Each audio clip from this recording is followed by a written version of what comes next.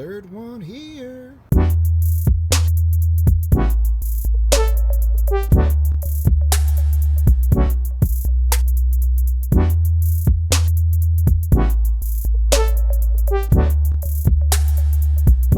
All right, so this morning the kids are going to take a survey, and what you got on the survey today? Anything interesting?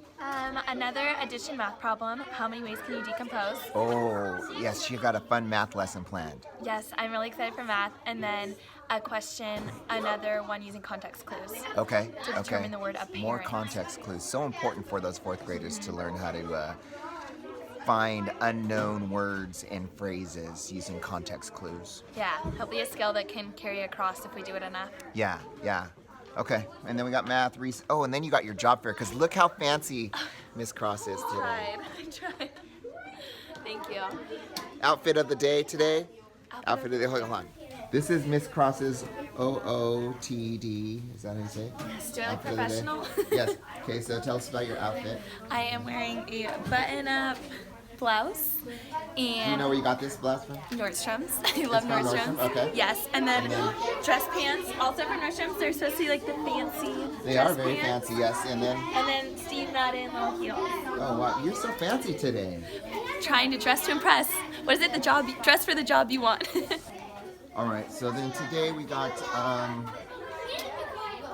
English, language arts, we got some math, good old recess. They're gonna work on their social studies project.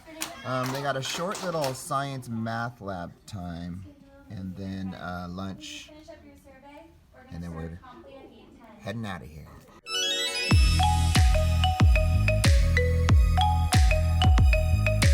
So this week is the jogathon, and we have a company that's running it for us, and every day they come in and they do a little presentation on a character trait.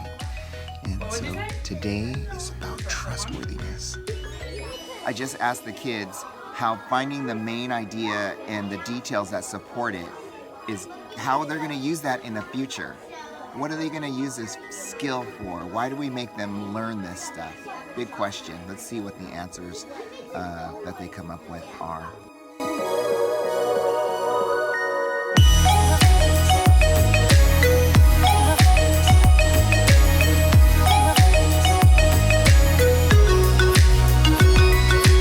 Okay, guys. So the morning went pretty good. We had a conference this morning, and it was totally my bad. I didn't tell these parents that the conference was just to meet them, because they came in the middle of the year, and they came after the fall conferences, so I haven't had a chance to sit down with them and really talk to them. So they were very relieved. Yeah, they were so happy to hear. They're like, nothing's wrong? Yes. Yeah, it was all good. It was all good stuff. So then we had the morning meeting. How'd that go today? It went well. The context clues were much stronger than yesterday. Oh, good. Like they listened to each other's strategies, which was nice. What do you think the biggest difference was? One student said, try plugging in the words, and I'm not sure if yeah. So then today I think some of them just tried plugging things in, and it went a little bit smoother. Okay. And then we went straight into language arts. Actually, we had a little visitor for our jogathon. Yes. We are using a company that I forget the name of them are, but what do you remember the name of their? I think it's Boosterthon. Boosterthon, to run our jogathon, because we are incapable of running it ourselves apparently. Anyways, they do a really good job. These videos are really cool. They have these little character trait videos every single day that you're supposed to show, and I feel like they're really well made. I really like them. They talk about like respectfulness and trustworthiness and things you want your kids to hear. Yeah. So they came in, and you know, it's a big hoopla, and then I play music, and like we dance around, and it's super fun. And then we went into our language arts lesson, which began with a read aloud about clean energy. Yeah, it was cool. It was clean power from wind, and there was a lot of big words, a lot of really abstract and complex concepts. Mm-hmm. What's one of the big words? We're turbine. Do you say turbine? For wind. Or for wind. Turbine. Yeah. You know, the big windmills.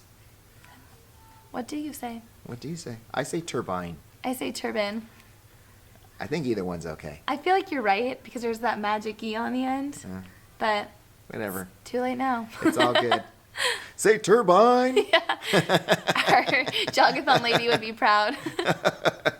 So in order to get like the kids hyped up, she's like, say trustworthiness. Trustworthiness. And then so we just kept doing it after she left. Say turbine. Say clean power.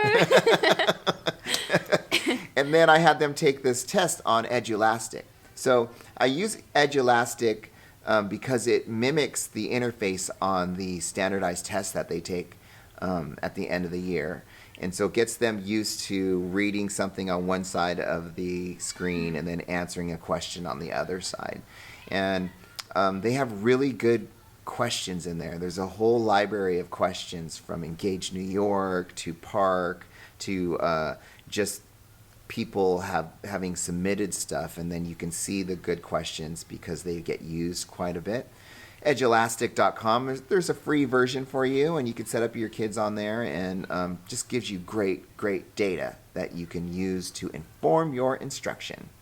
Nice. Yeah, it looks awesome. Mm-hmm. And then we had a little bit of time for math. So how did your math lesson go? It was really fun. We're working on adding fractions, and today also with models that was added in. So we started, I love using the kids' names in contextual problems. It gets them way more engaged than if you just read some abstract problem from the book. So I saw a problem that said, like, Clara makes post for a mast for her sailboat. So I changed it to one of our kids' names who loves soccer and said he's trying to build a goalpost. And they were all like, we have to help Aiden. And so that was fun. They were all really engaged. The goalpost is going to be like this tall, though. 4'6" It's like this. They're like, Miss Cross, that would not be fun to play Yes. with. I'm like, well, what if it's on like What a if table? it's finger soccer? Yes, get creative, children. Come on, guys. Step out of the box. Doesn't have to be real life. Yeah. But it was fun. And my favorite part about this unit is because we spent so much time in multiplication, this seems easy for them. And so some of my struggling learners, first ones to raise their hand. And it's really nice for us to hear like the kids who don't normally have a voice in math conversations, to hear them like so excited to say a right answer. Yeah. I told you about that book that I'm reading. It's called When, The Science of Timing by Daniel Pink. In it, he talks about how these writers would go about the process of writing, when they would write throughout the day. And one of the things that he said really stuck with me. He said, one famous writer, I forget who it was, he would write and he would stop in the middle of a sentence. And then, for the next time that he wrote, he would pick up in the middle of that sentence. And it would really get the creative juices flowing so that he would think about this sentence and where he was at in this story that whole time between writing sessions, because he had left off in the middle of a thought. And I thought, wow, that'd be kind of cool. Let's try it with this math problem that he did. So she gave out this math problem, which they're going to next, what are they going to do after this? They're going to put it on a flip grid. So they're working first on paper, and then after recess, they're going to explain their thinking. Yeah. Yeah, it's super cool. So I thought, what if we gave it to them like right before recess and we cut them off right in the middle of the solving the problem and then came back after recess to see how it goes. Yeah, so they only had like 2-3 minutes to start the word problem. And we asked for a lot of detail. I told them that I need to go make juice, and Mr. N told me I need a certain amount, and I'm not going to the store after school unless I know. So they have to put in a lot of thought. Yeah. So they didn't get much time to work. And so we'll see how it goes. Yeah. So Miss Cross is leaving shortly after recess, or actually closer to lunch, I guess, for her job fair. It's at UCI. I was talking to my wife, Mrs. N, about it, and she gave some great advice. She did. It seemed really helpful. What did she say? She said to me, as many people as possible, and to really network and get to know as many people in that amount of time as you can. So she was saying, like, don't just go to one booth where you think you really might want to be, or the few where you think you might want to be. Go to all the booths. Every single booth, and try to meet as many people as you can, and just network. Because really, in our business of education, it's who you know. It's not necessarily what you know, because we all kind of know the same stuff. It's who you know, people. So please know me. All right, so if you don't see her after this, then it's because she's at her job fair. And so yes, indeed. She'll give you an update tomorrow on how it goes, okay? I will. All right. We'll talk to you in a little bit. Over and out. Bye.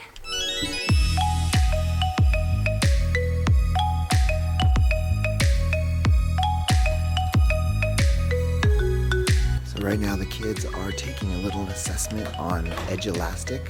I don't know if you guys have ever used Edge Elastic, but it's great practice for SBAC, the CASP, Common Core test. It mimics the interface that they'll see on that, so it's really good, really good. Check it out, edgeelastic.com. Punch for this party, and I know I need to mix 4 and 5/8 of a gallon. So every day at recess, I grab my smoothie, I come out here and I sit down in the sun and drink my smoothie. That is my ritual every day, 10:25. You guys, I started bringing a toothbrush to school and I love it. Do you guys brush your teeth at school?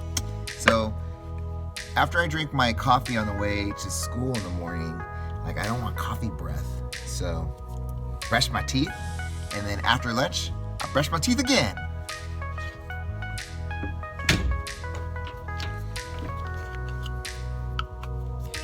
Ta-da!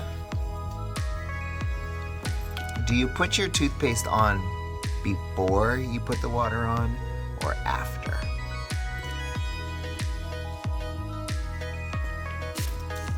All right, guys, so that's a wrap. Tuesday is in the books. We had a really good day. A lot of learning going on. You know, it's always hard when you have an early out week situation. So the entire week we're getting out an hour and a half early. And that means, you know, you have to like give and take. You have to take, like, something's got to give, right? Something's got to give. You can't get all those instructional minutes like you would in a regular day. So we did pretty good with it though. Nice language arts lesson, and a nice math lesson, and we got some social studies in. And the kids got to go to science lab for a little bit and learn more about volcanoes. So it was a good day. I'm in between conferences right now. It's spring conference time leading up to spring break. And they've been really good so far. Really good. The parents have been receptive, and we've laid out some good game plans for the rest of the year with these parents. So really happy about that too. I'm going to try to post a video every day this week. So I love hanging out with you. Tomorrow, I'm going to share more of my day. So a day in the life of Darin coming up tomorrow. Thank you for tuning in. If you're not a subscriber, please hit that subscribe button. And thank you so much for hanging out with me. I will talk to you soon. Bye-bye.